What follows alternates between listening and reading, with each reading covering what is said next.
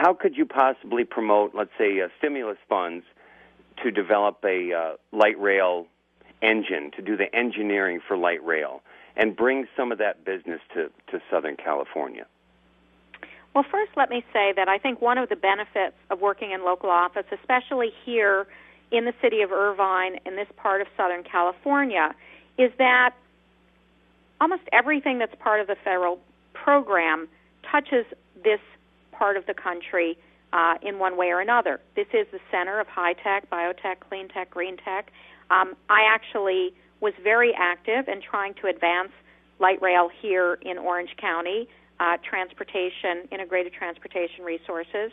And those of us who have to make things work on the ground do understand something about how all the pieces fit together that I think, unfortunately, a lot of people who fly into statewide or federal office never quite figure out.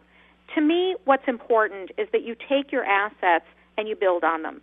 We have a great university here, the University of California at Irvine, a great research university. We do have the benefit of some of the major international businesses, high-tech businesses. And what I think is critically important, in addition to all politics being local, politics is fundamentally relationship building. The way that you get things done is by understanding all of the different entities that are available within your community and beyond your community, and how you can help to connect those dots in order to move ideas forward.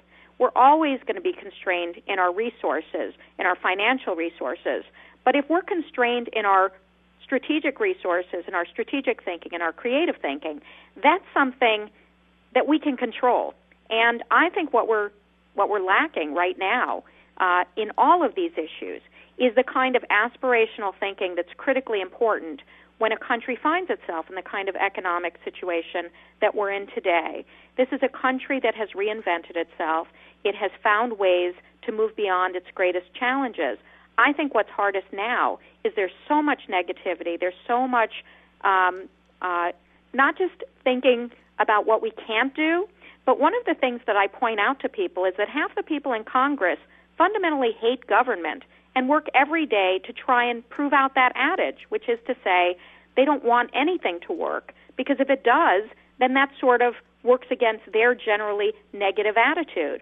I tell young people, especially college students, what would it be like if every day you showed up to class and you were taught by a professor who hated education? What kind of experience would that be? Well, that's what we've got with our government. So I think that anything is possible if we are willing to put in the time, energy, and creative thinking in order to move ourselves past this negative mindset that has gripped this country for almost a decade. And so I'm very interested in having us challenge ourselves to press beyond what we believe is possible, because that's always the best way to move from a bad time to a better time. And I think we all want to see better times ahead.